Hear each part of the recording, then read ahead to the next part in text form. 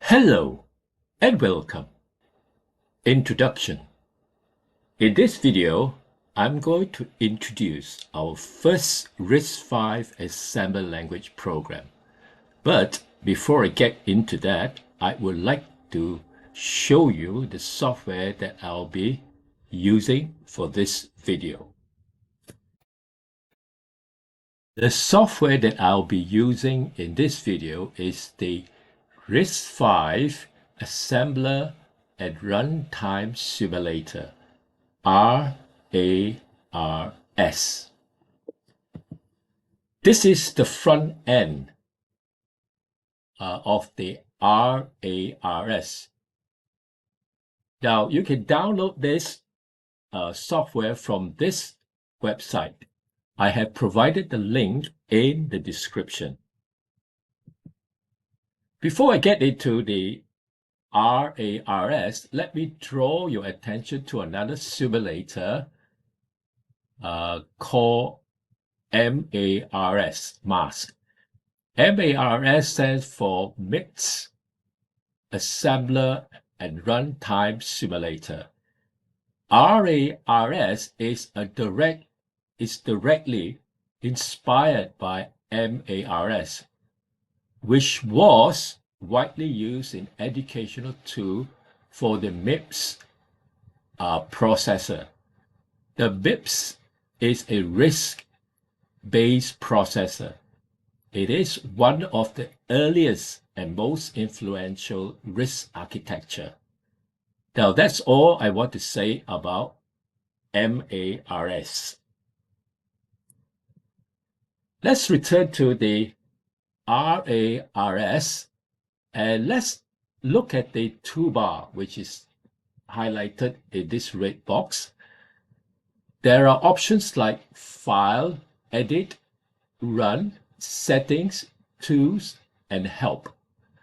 Now, this here is the speed adjustment slider for controlling the simulation speed. The control buttons here are grayed out, indicating no code has been loaded or executed yet. Now, this is the code editor area. This is where you, the user or programmer, write your RISC-V assembly code and view the execution output. Currently, as you can see, it is empty. And what that means is there is no source code that has been entered. And this is the bottom panel. There are two tabs. One is the messages, and the other tab is the run IO tab. Now, both these panels are empty, and here is the clear button, and it's used to reset output or messages. This is the register display panel. There are three tabs: registers, floating point, and control and status. I won't go into the details of these tabs at this time. RISC-V assembly program. Here is our first RISC-V program. So let's start with .text, .global. Now, .text and .global are assembly directives or pseudo operations. Now, the .text section, all right, which is part of the program that contains the machine instruction or machine code. In other words, your executable code, all right, which is this here. .text doesn't mean regular text. It means executable instructions. Now, .global main declares that main as a global symbol so that it can be seen from outside this file. Example, by the linker. Now, this is required for the program's entry point. Okay, so main here is a label. So this is a label, and the execution starts here. Now, this is the LI instruction, or load immediate. L is load, I is immediate. So it's load immediate instruct. This is the load immediate instructions that loads the constant 5. This is a decimal. All right, into register A0. And this is another load immediate instruction, and it loads the constant, which is again a decimal, loads decimal 10 into register A1. Okay, so this is the add instruction.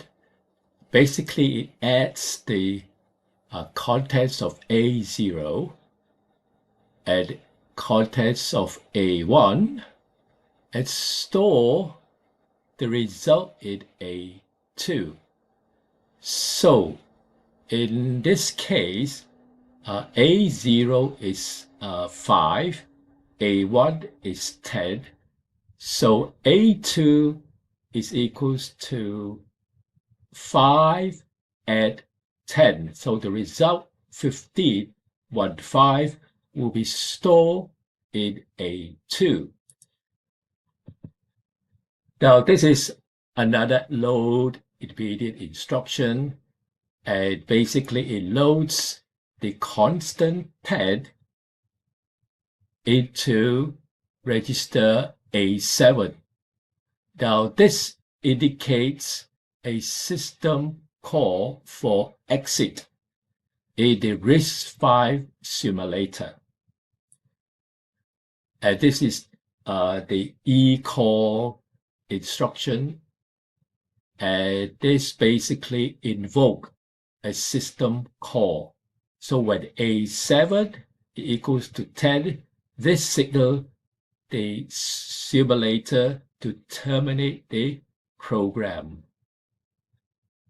Basically, this load immediate and eCall works together, and the register A7 is used for this purpose, for the eCall instruction.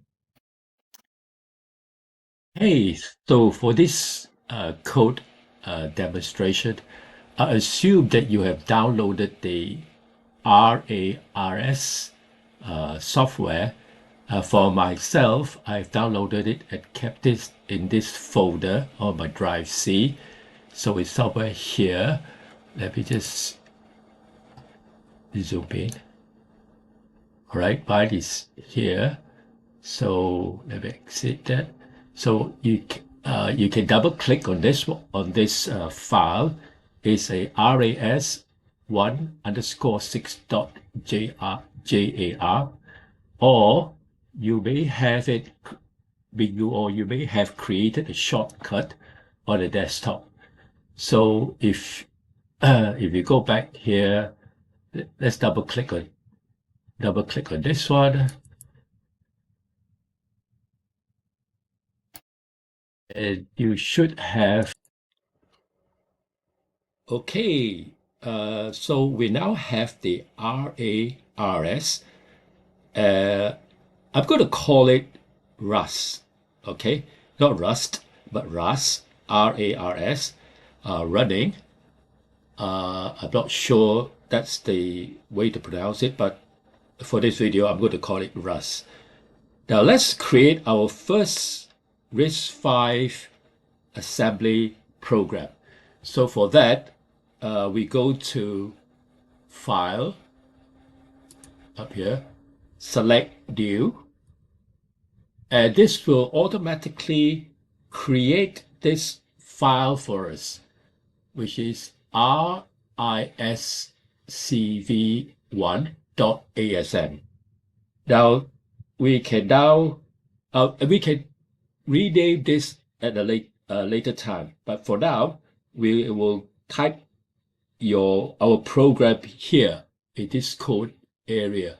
Now for me, I've already prepared or written my code earlier. So what I'm going to do is I'm going to copy and paste. So I'm going to paste my code here. So we have it. All right. So as I mentioned earlier, we can rename this file. Okay. So let's rename the file. All right. So we go to File, Save As. We're not going to use this, so it's going to be first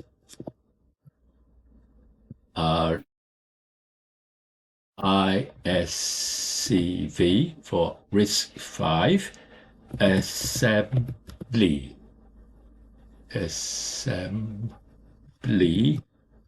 and the extension would be .asm. All right, so now we have rename the file. As you can see, let me just zoom in. So we have renamed the file to first RISCV assembly.asm.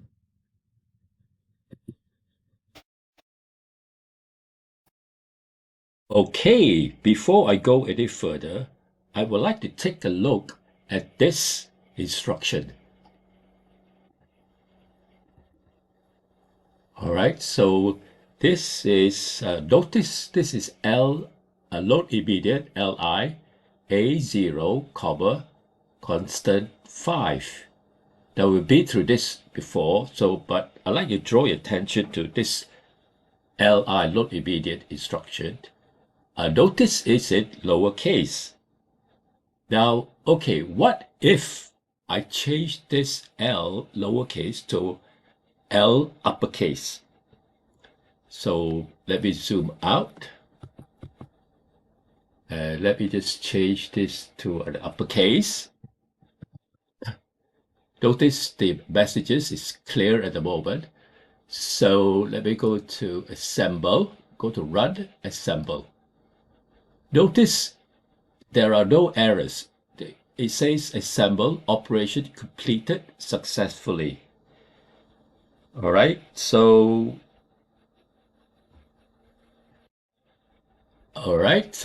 what I'm trying to prove is that there is no difference between an LI uppercase with the L, and if I change back to a lowercase, there is no difference.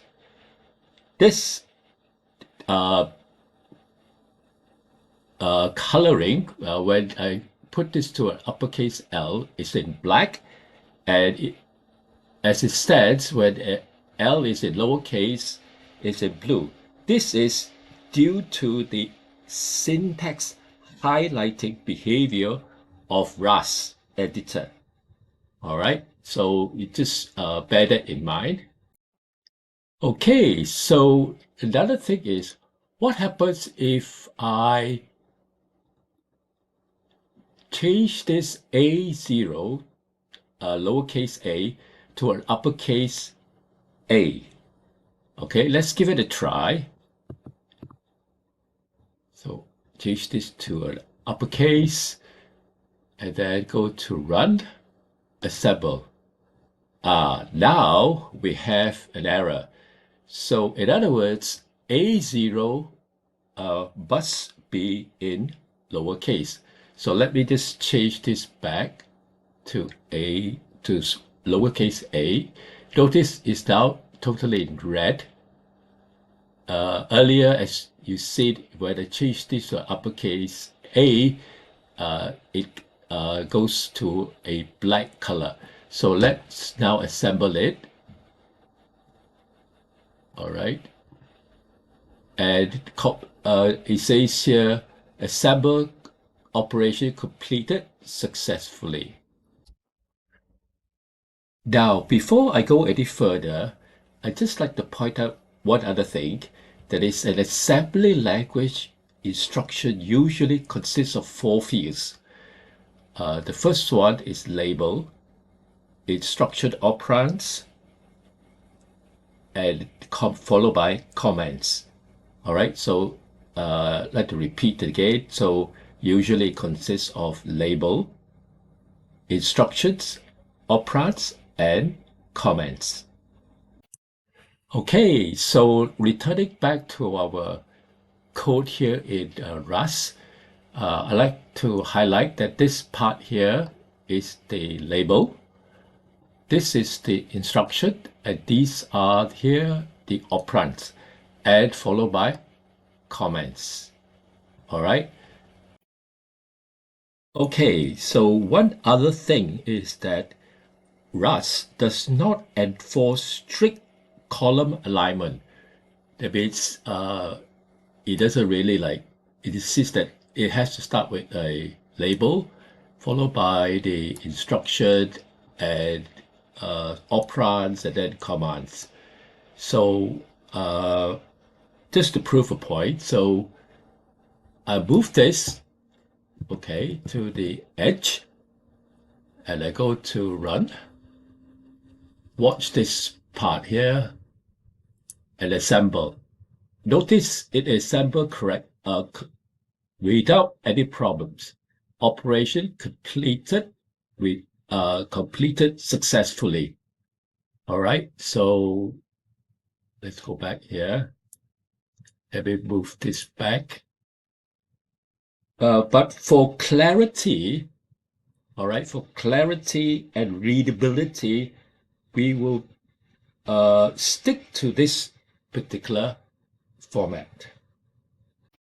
Okay, let's turn our attention to this table here. Now, before I go any further, let me go back to the edit window. Now, in the edit window, when we go to run and then choose assemble, which is function key F3, it will then give us this table. Now, let's turn our attention to these two columns, basic and source. Now, let me just zoom in. Now, source, under the source column, it contains what we call the pseudo instructions. This is the instructions that you typed in the edit window. And the instructions here, they're known as pseudo instructions. This has to be translated to the real instructions, which appears under the basic column. Now, take for example, LI, load immediate A0, constant 5. That gets translated into ADDI. X10 here is register 10 and register 0, X0, and the constant 5. ADDI stands for add immediate. So what this instruction do is, it means add the contents of register 0 to this value, constant 5. The result of this addition is stored into register X10. Now, X0, register X0 always contains 0. All right, let me just zoom out. Here is the register X0, and the value is always, let me zoom in. The value is always 0, right? This is hexa. And then X10, later on when we, what they call single step, we will see the result appearing. But for the time being, I just like to point out to you, X10 or register 10 is here, which is a 0. All right. Hey, so we come to these last 3 columns here: code, address, and something called BKPT. Now this stands for break points. So let me just zoom in here. Now, under code, these values here are in hexadecimal, recognized by this 0x here. And take, for example, this hex number here, 00500513 hexa. That is the machine code for ADDI X10 X0 constant 5. So this is the machine code for this real instruction. And address here shows the address of this machine code value. All right. And then here, as mentioned earlier, BKPT is the what they call breakpoint. Right now, we're not using any breakpoints, but if you want to use a breakpoint, let me zoom out. You need to click here, is check. That means this position here is set for a breakpoint. All right, let me zoom in a bit here. All right, so you have a breakpoint set at this point, at this juncture here. All right, so I basically very briefly cover this text segment table. Okay, so we have come to the point where we're going to execute the code in single step mode. Now, to do single step, we go to run. Can you see the single step function using the F7 function key? So that's what I'm going to do. So let me go to function. Now, the first instruction here is load immediate constant 5 in decimal into register A0. Well, so where's A0? A0 is here. The register number is X10. So we should see a 5 here. All right, so let me do this step it through. All right, so we have now copy or load this value, constant 5, into register A0 or 10, right? These two are the same. So let me execute the next instruction. So F7 again, and now we have copied this value, constant 10, decimal 10 into A1. So if you look at A1, we got an A. Now this A here is hexa. This is a decimal value. So decimal 10 is A in hexa. So now we're going to add the contents of A0, which is 5, with the contents of A1. So 5 plus A in hexa, these are hexa. All right, so we should get F. The total is F, and store that result in A2, which is this one here. So watch out for this value here. At the moment is 0, 0. So let me take a step it through. So yes, and we have, let me zoom it here. So we have A0, which is 5, contains the value of 5, and then A1 contains the value A in hexa. You add these two up, you get F. All right. Now, so that's the end of the program. Here, what the next instruction basically adds decimal 10 to A7. All right, so let's do that first. So A7 now contains A, right? 10 decimal in hex size A. And we are using this A to terminate the program by using eCall. So eCall make use of the value in A7 to terminate, to make the system call to terminate the program. So let's do that. All right, let's do that. Function F7.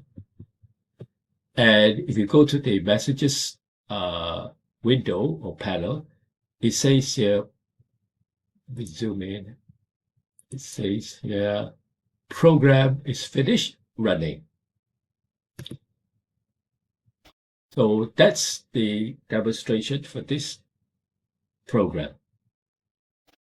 Okay, that's it for this video. I hope you have found it useful. Thank you for watching, and I'll see you in the next video. Bye!